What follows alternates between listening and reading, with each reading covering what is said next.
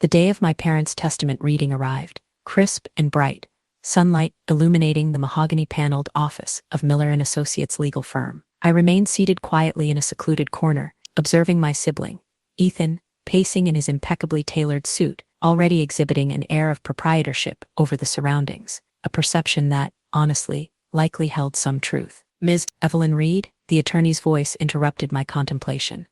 "Are you prepared to proceed?" I nodded, gripping the arms of my leather chair. At the age of 34, I was about to learn my parents' true assessment of my character, though my suspicions were already well formed. The constant comparisons to Ethan throughout our lives had made this painfully evident. Mr. Miller adjusted his spectacles and commenced reading. "To our son Ethan, for his unwavering commitment to the family enterprise and perpetuation of the Reed legacy," he continued, enumerating assets that left me reeling. The family's estate in Maine, their coastal residence in Martha's Vineyard, significant ownership in Reed Industries, and an investment portfolio, valued in the tens of millions. Ethan's smirk broadened with each item revealed. Then came my portion, "To our daughter Evelyn." Mr. Miller paused, shuffling the documents. "We bequeath the artwork, Evening's Embrace, currently adorning the study of our primary residence." Silence descended upon the room. Ethan didn't even attempt to conceal his laughter. "A painting?" I managed to ask, my voice barely a whisper. "Merely a painting? It was Mother's favorite."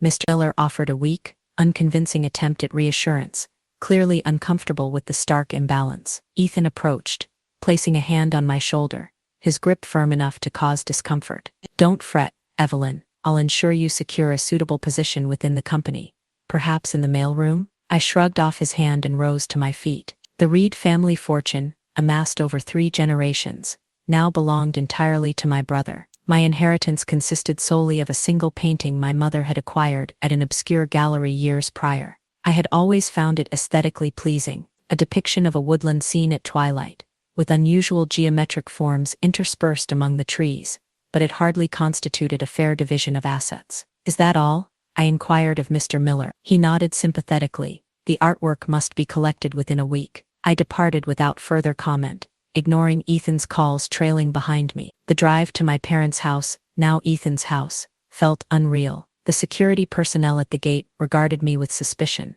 but granted me entry upon my explanation regarding the painting. Inside, the housekeeper, Agnes, met me with tears in her eyes. "Oh, Miss Evelyn," she whispered, embracing me tightly.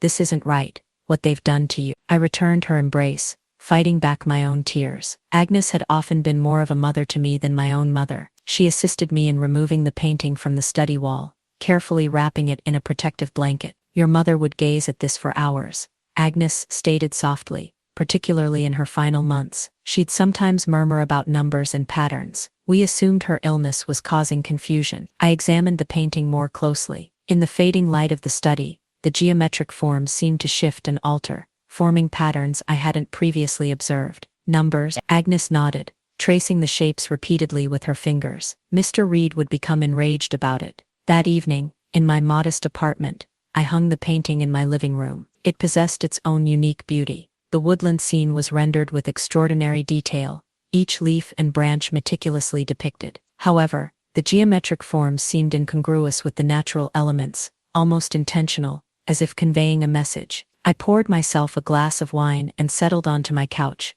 staring at the painting, my mother's final gift. Was it merely a cruel jest, a final reminder of my perceived inadequacy compared to Ethan, or was there something more profound? My phone vibrated, indicating a call from Ethan. I ignored it, just as I had his previous 5 calls. He likely sought to gloat further, or perhaps reiterate his mailroom offer. Instead, I launched my laptop and began researching the painting. Evening's Embrace, by an artist named Arthur Davies. Minimal exhibition history, no auction records, and virtually no online presence. The gallery where my mother purchased it had closed years ago. It was as if the painting had materialized from thin air. A text message from Ethan appeared. "Don't be resentful, Evelyn. Come work for me. It's what Mom and Dad would have desired." I scoffed. What my parents had desired was for me to emulate Ethan, prioritizing profit margins and shareholders rather than pursuing my passion for art history and conservation. I had disappointed them by choosing my own path,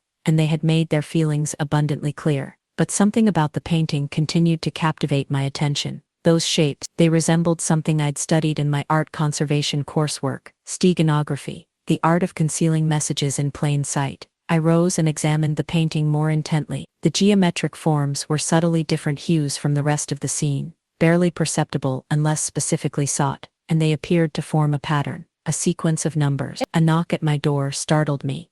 It was past midnight. Who would be visiting at this hour? Through the peephole, I saw Ethan standing there, his usually impeccable hair disheveled. "Evelyn," he called out, "open up, we need to discuss the painting." I remained silent, observing him through the peephole. He had never shown any interest in art before. Why was he here now, in the dead of night, inquiring about a supposedly worthless painting? "Evelyn, please." A note of desperation, previously unheard, crept into his voice. "Mom left instructions concerning the painting. You need to return it." Instructions. My heart pounded in my chest. Perhaps I wasn't delusional. Perhaps there truly was something hidden within those geometric forms. "Go away, Ethan," I called through the door. "The painting is mine. It's all I have, remember?" "You don't understand," he hissed. "That painting, it's not what you think. Give it to me now, and I'll give you $10 million. $10 million? For a painting he had ridiculed mere hours ago. I recoiled from the door, my mind racing. Ethan was many things, but fiscally imprudent wasn't among them. If he was offering that sum, the painting must be far more valuable than it appeared. I heard him fumbling with something. Keys? Did he still possess a duplicate of my spare key from when I was ill last year? I quickly retrieved the painting from the wall and rushed to my bedroom, locking the door just as I heard my front door open. "Evelyn." Ethan's voice echoed through my apartment. "Where are you? Where's the painting?" I held the painting close, my hands trembling. In the dim light of my bedroom, those geometric shapes seemed to glow faintly, and then I saw it, a pattern I had missed before. The shapes weren't random at all. They formed numbers, cleverly concealed within the woodland scene, imperceptible unless one knew precisely what to look for. "Evelyn." Ethan's approach was closer now. "Think about what you're doing. That painting is worth more than you can imagine." I turned the painting over, inspecting the back. The original canvas was professionally mounted, but something about the frame felt amiss, a slight gap that shouldn't exist. My bedroom doorknob rattled. "Evelyn, open this door right now." With shaking fingers, I pried at the gap in the frame. A small piece of paper fluttered out, inscribed with my mother's elegant script. As I read the first line, my breath hitched in my throat. "My dearest Evelyn, if you are reading this, you have discovered what I always knew you would. You perceive patterns others overlook. You question what others accept. And now, my darling girl, you are about to understand why your father and brother have always been so apprehensive of you." The pounding on my bedroom door intensified, but I barely registered it. I was engrossed in my mother's letter, my hands trembling as each word revealed a truth that would alter everything. The numbers in the painting weren't merely random forms. They were coordinates, account numbers, and passwords to something that would shake the very foundations of Reed Industries. And my brother, still shouting outside my door, had no idea that his perfect world was on the verge of collapse. I don't know how long I sat there on my bedroom floor, reading and rereading my mother's letter, while Ethan continued his tirade outside. My hands trembled as I absorbed each carefully crafted word. "The numbers in the painting, when combined with the access codes included here, will lead you to the truth about Reed Industries. Your father and brother built their empire on stolen innovations, patents, and designs appropriated from brilliant minds who placed their trust in them. I was one of those minds, Evelyn, and you, my dear daughter, were always intended to be my successor." A loud crash from my living room jolted me back to reality. Ethan had apparently grown weary of polite requests. "I'm calling the police," I shouted, already dialing emergency services. "Go ahead," Ethan retorted. "I'll tell them you stole company property. That painting belongs to Reed Industries." But I now possessed a clearer understanding. The letter explained everything. How my mother had been a brilliant inventor in her own right. How she had concealed her work in plain sight all these years. The painting wasn't simply art. It was a key to a hidden database of incriminating evidence. "The coordinates will lead you to my private laboratory," the letter continued. "Everything you require is there. But be cautious, Evelyn. Your father and brother will stop at nothing to keep their secrets buried." I heard Ethan's footsteps receding, followed by the slamming of my front door. Taking a deep breath, I emerged from my bedroom. My apartment was in disarray. Ethan had apparently ransacked every corner in search of the painting, but I was unconcerned with the chaos. I had work to do, First, I photographed every detail of the painting, capturing the geometric shapes from every angle. Then I meticulously transcribed the coordinates from my mother's letter. According to her instructions, I needed to superimpose the shapes in a specific sequence to reveal the complete set of access codes. My phone buzzed again, this time with a text from Agnes, our former housekeeper. Miss Evelyn, individuals are at the house removing all your mother's belongings. They're searching for something in her study. Please be cautious. They were destroying evidence. I had to act swiftly. The coordinates led to a location in the Catskill Mountains, approximately 3 hours from the city. My mother had written that she had purchased the property under her maiden name, concealing it from my father and brother. The lab is underground, her letter explained. The entrance resembles an old storm cellar, but it's equipped with state-of-the-art security. Utilize the first numerical sequence from the painting to gain access. I packed quickly. My laptop, the painting carefully wrapped in blankets, some clothing, and my mother's letter. As I approached my vehicle, I noticed a black SUV parked across the street, its engine running. Ethan wasn't finished yet. The drive to the Catskills was fraught with tension. The SUV followed me for the first hour, maintaining a consistent distance. I took every detour and back road I could devise, finally losing them somewhere near the New York state border. By the time I reached the coordinates, it was nearly dawn. The property appeared abandoned at first glance, merely an overgrown field, with an old farmhouse in a state of significant disrepair. But as I traversed the grounds, comparing the geometric shapes in the painting to the natural landscape, I recognized my mother's ingenuity. The shapes weren't merely numbers, they were a map. The seemingly random patterns of trees and rocks corresponded precisely to the artwork. The storm cellar was exactly where the painting indicated. Its rusted doors appeared as though they hadn't been opened in decades.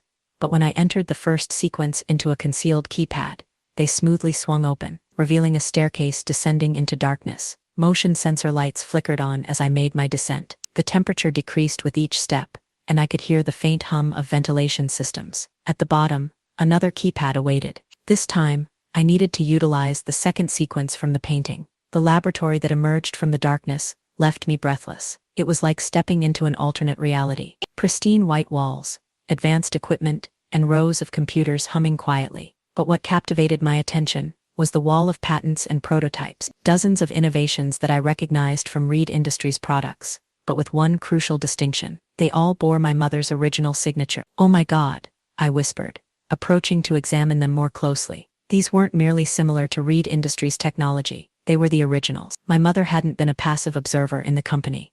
She had been its concealed mastermind. A familiar voice behind me sent a chill down my spine. "Impressive, isn't it?" I spun around to find my father standing in the doorway, looking exactly as he had on the day he died, or at least the day we believed he died. Ethan stood beside him, a smug smirk etched on his face. "Did you truly believe your mother was the only one aware of this location?" my father inquired, stepping into the lab. Though I must concede, concealing the coordinates within that painting was ingenious. "We've been searching for this facility for months." I recoiled, clutching my mother's letter. "You're supposed to be deceased," I stated, though it was more of a question. He smiled, but the expression didn't reach his eyes. "Sometimes the most effective way to locate something is to make people cease searching for it. Your mother's demise was regrettably genuine, but mine, well, let's just say it served its purpose. Though your reading of the will was a trap, I realized. You wanted me to find the painting. We needed you to lead us here," Ethan clarified, moving to block the exit. "Mom altered all the security protocols before her passing. We couldn't gain access without the codes. And now," my father declared, advancing slowly, "you're going to assist us in destroying everything in this lab. All evidence of your mother's work will vanish, and Reed Industries' patents will remain secure." But they had made one critical error. While they were speaking, I had been backing toward my mother's primary workstation. Her letter had mentioned an emergency protocol, a numerical sequence that would activate something she termed the clarity protocol. "Actually," I said, reaching behind me to input the sequence, "I don't believe I will." The lab's lights suddenly shifted to a pulsating red, and a computerized voice announced, "Clarity protocol activated, broadcasting evidence to all major news outlets and regulatory agencies. Deletion impossible." My father's face contorted with fury. "What have you done?"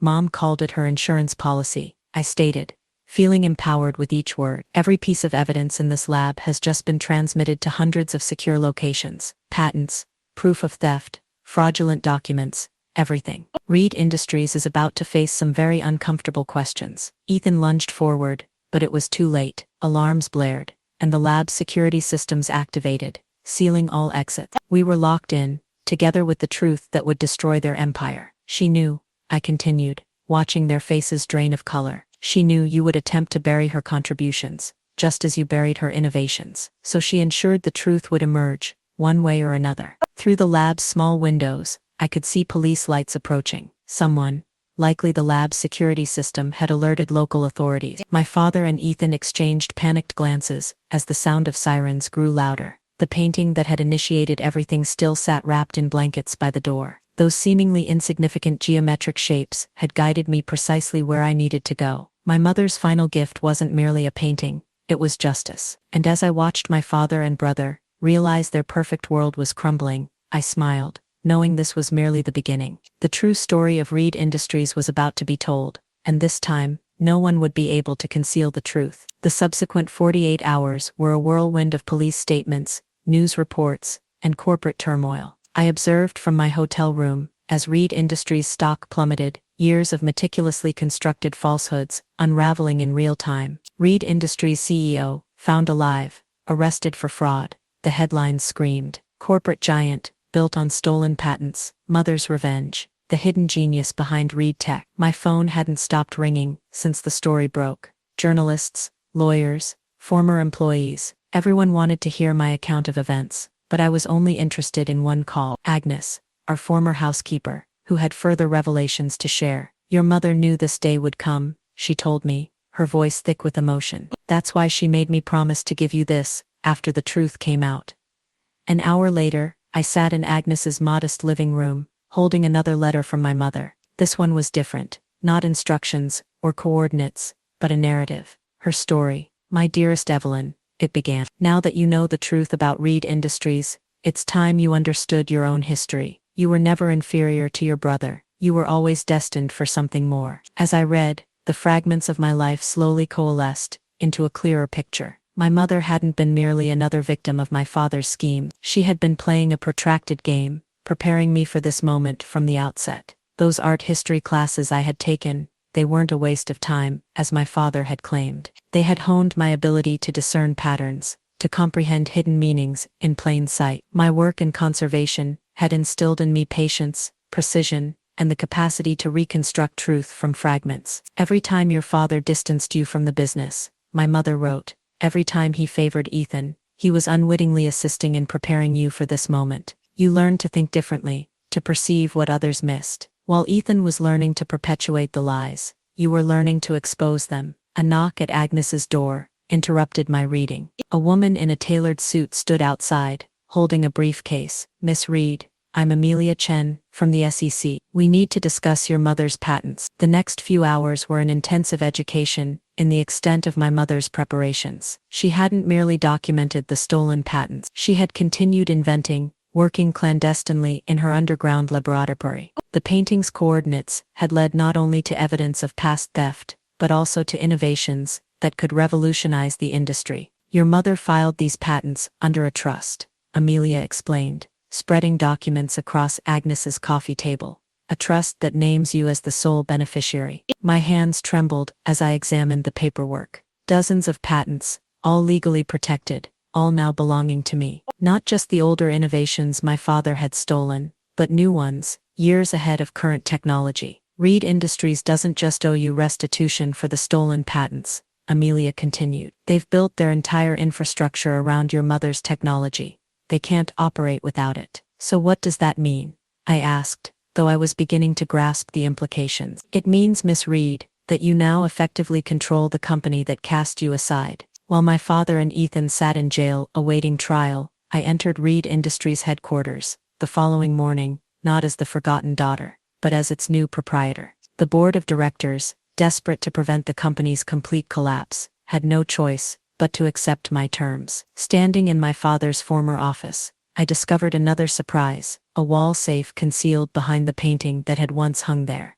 The combination, the final numerical sequence from my mother's painting, inside was a personal journal detailing every innovation he had stolen, every inventor he had betrayed. But more significantly, it contained a list of names, individuals like my mother, who had been cheated out of their rightful recognition. 1 month later, I stood on a stage at a hastily convened press conference, announcing the company's new direction. Reed Industries was built on stolen dreams, I told the assembled crowd. Today, we begin to rectify the situation. We're establishing a foundation to compensate every inventor who was wronged by the previous management. But more than that, we're transforming the company into what it should have been all along, an incubator for innovation, where brilliant minds are celebrated, not exploited. The painting that had initiated it all now hangs in my new office, a reminder that sometimes the most valuable things are hidden in plain sight. The geometric shapes that once concealed my mother's secret now represent something else,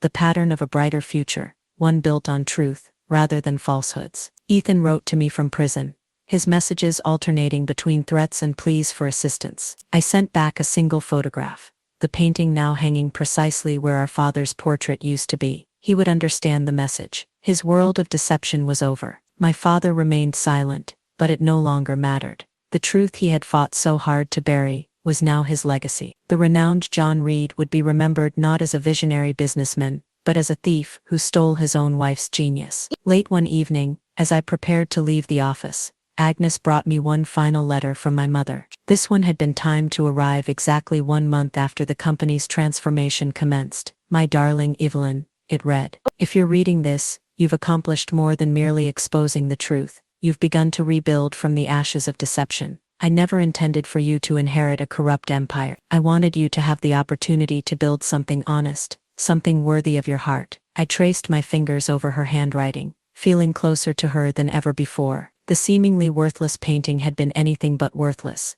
It had been the key to everything. More than that, it had been my mother's way of demonstrating that I had inherited something far more valuable than wealth or status. I had inherited her vision for a better world. 2 years later, Reed Industries, now renamed Aurora Innovations, is unrecognizable from its former self. We've become a leader not only in technology, but also in ethical business practices. The foundation has assisted dozens of inventors in reclaiming their stolen innovations, and our incubator program has launched countless new careers. The painting still hangs in my office. Its geometric shapes are now a familiar source of comfort. Sometimes, late at night, I could almost swear they shift slightly, as if my mother is still present, presenting me with new patterns to unravel, new truths to discover. But the most important truth was always there, concealed in plain sight, just like those numbers. Success built on falsehoods will always crumble, but success built on truth and justice will endure. Ethan was released from prison last week. He sent me a message requesting a meeting to discuss rebuilding our family. I haven't responded yet. Some patterns, I've learned, are best left unaltered. Instead, I devote my time to focusing on the future. The company hosts an annual innovation fair, where young inventors can showcase their ideas without fear of theft. Last year's winner was a young woman whose story reminded me of my mother, brilliant, underestimated, but unwavering in her vision. As I presented her with the award, I saw my mother's painting reflected in a glass trophy. The geometric shapes seemed to dance with approval, reminding me that sometimes the greatest inheritances aren't those we can hold in our hands, but those that transform us from within. The seemingly worthless painting had given me something priceless. The truth about my past, control over my future, and most importantly, the chance to ensure that no other brilliant mind would ever be silenced or exploited again. And that, I know, would make my mother prouder than any fortune ever could.